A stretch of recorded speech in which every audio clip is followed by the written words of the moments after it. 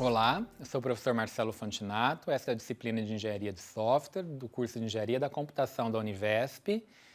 Vamos agora tratar da aula número 8, sobre validação de requisitos e a visão geral sobre gerenciamento de requisitos, todos dentro do processo de engenharia de requisitos de uma forma geral. Então, a gente vai fechar o ciclo da engenharia de requisitos com a validação de requisitos. Nós já tratamos a elicitação e análise de requisitos, depois a especificação de requisitos. Agora nós estamos pensando que nós já temos um documento de requisitos pronto, chamado de especificação de requisitos de software, e nós então precisamos validá-lo para saber se aquilo representa exatamente o que o cliente deseja. Ou seja, é o processo de checar se os requisitos definem o sistema que o cliente realmente quer. Validação de requisitos se sobrepõe à análise de requisitos, a elicitação e a análise de requisitos, porque a validação está preocupada em encontrar problemas com os requisitos. Então, se os problemas são encontrados, a análise e a especificação de requisitos precisa ser refeita. Então, uma fica se sobrepondo à outra. Se você encontra problemas, você precisa voltar para a análise e especificação. Se você volta para a análise e especificação, você precisa fazer a validação novamente. Se você faz a validação novamente, você pode pegar novos problemas e fica uma se sobrepondo à outra até que mais nenhum problema seja identificado. E isso é muito importante, porque os erros em um documento de requisitos podem gerar altos custos se você demorar muito para identificá-los. E quando a gente fala em validação de requisitos, é importante a gente diferenciar validação de verificação. Importante conceitualmente, porque na prática talvez não faça muita diferença. Tá? Eu gosto de diferenciar conceitualmente porque isso ajuda nós a entendermos melhor o que está envolvido nesse processo de validação, verificação, revisão, checagem, identificação de problemas, identificação de erros, enfim, é uma série de sinônimos, mas que na verdade a gente pode tentar observar, pegar problemas diferentes. Quando a gente fala de engenharia de software, sendo purista, na verdade, validação e verificação são duas coisas diferentes. Embora, mesmo quando a gente coloque aqui a definição, ainda pareça que é a mesma coisa. Olha só, validação significa checar, então eu estou tentando usar a palavra igual aqui, checar e checar, mas na verdade o resto está um pouco diferente. Olha, validação, checar se os requisitos representam o sistema correto. E verificação, checar se os verificação, checar se os requisitos estão representados corretamente. Então, os requisitos representam um sistema correto, ou seja, os requisitos representam o que o cliente realmente quer.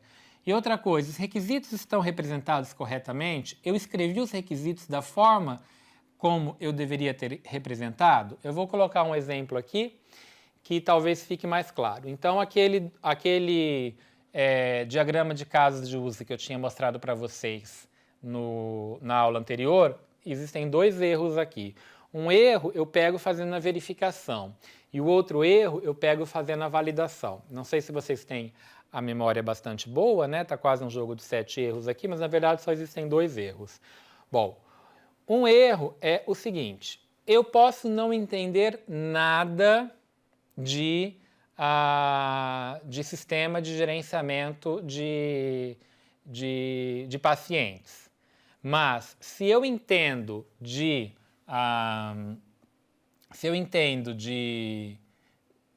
diagrama de caso de uso, eu bater o olho aqui, eu pego um erro. O erro é, um caso de uso tem sempre que estar ligado a um ator. E esse caso de uso aqui, olha, não está ligado a nenhum ator. Então, os requisitos não estão representados corretamente. Os requisitos não estão representados corretamente. Existe um erro na forma como eu represento os requisitos. Existe um erro que eu chamo de um erro sintático, ok? Então, é assim que eu devo representar um requisito corretamente. Ok, esse tipo de problema é um exemplo de erro que eu pego quando eu faço uma verificação dos requisitos. O outro erro eu pego se eu conhecer o que um sistema de se eu conhecer o que um sistema de gerenciamento de pacientes faz. E o erro é o seguinte: quem registra paciente não é o médico, é o recepcionista do médico. Então, quem representou os requisitos dessa forma usou a linguagem correta, fez um ator ligado a um caso de uso.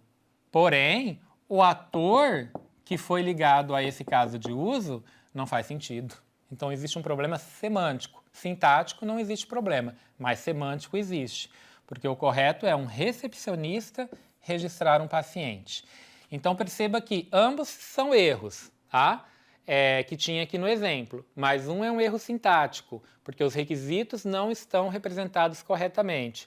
O outro era um erro semântico, porque o requisito não representa o sistema correto.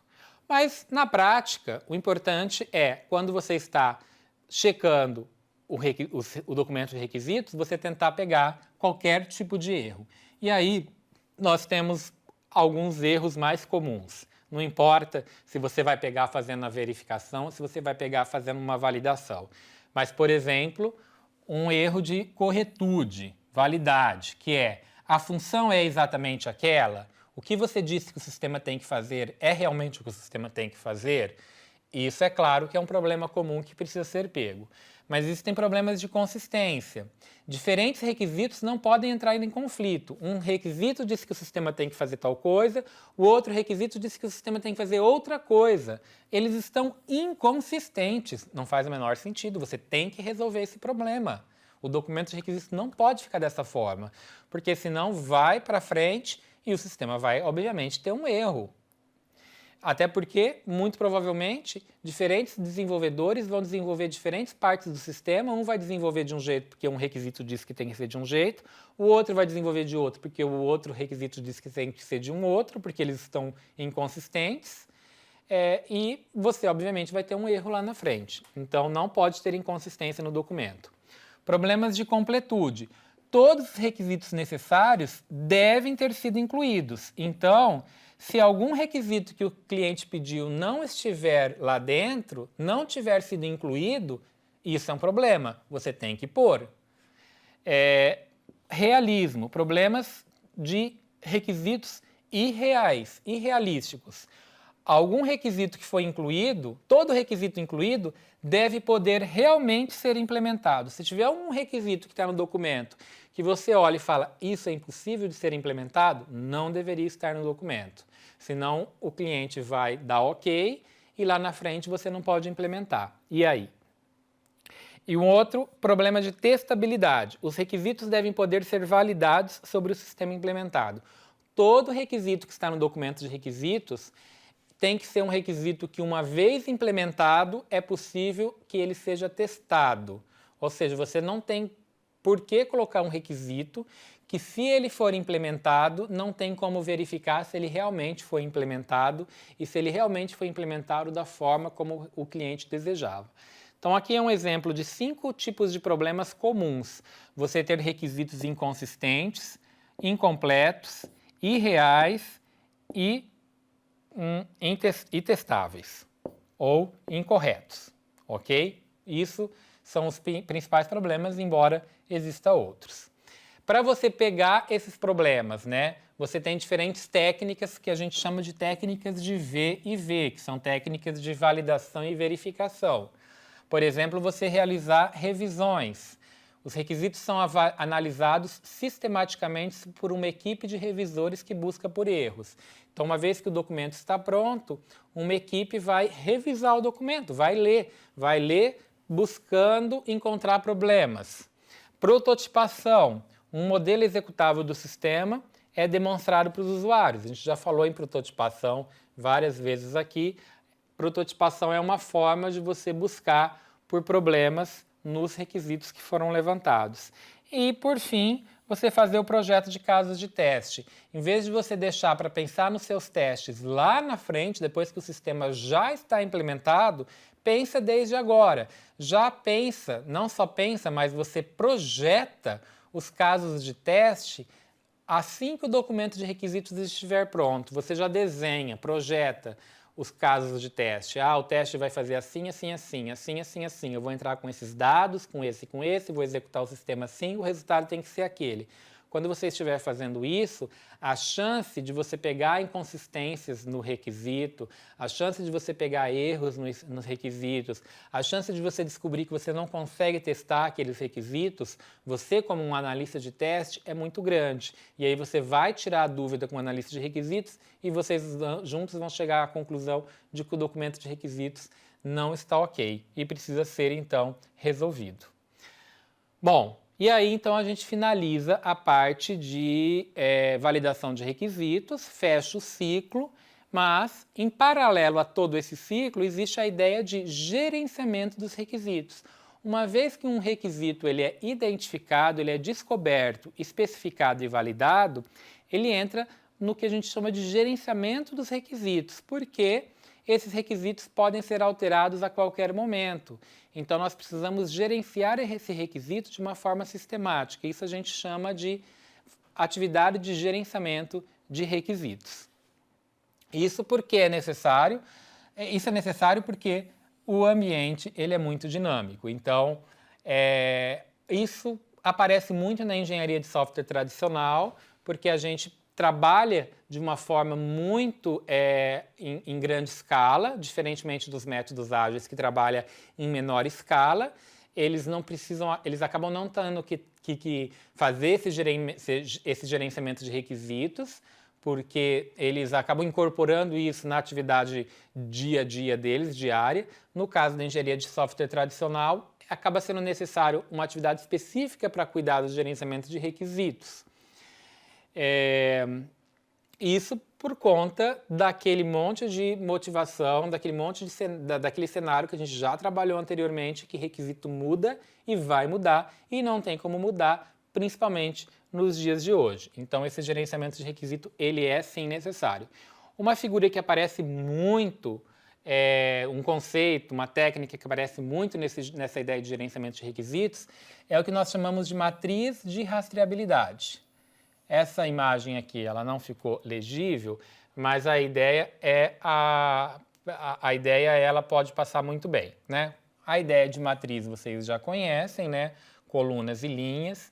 E a ideia dessa matriz ela é a seguinte: em cada linha nós temos um requisito do sistema que foi identificado em algum momento. Isso é o que está nas linhas da matriz.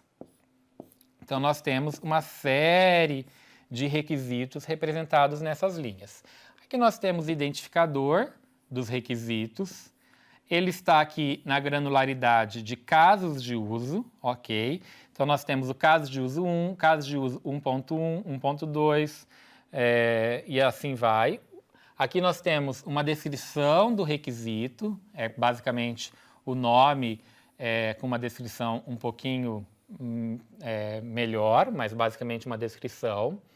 Nós temos aqui o estado do requisito, então o requisito está aprovado, está para ser feito, enfim, o estado do requisito, em que ponto o requisito está.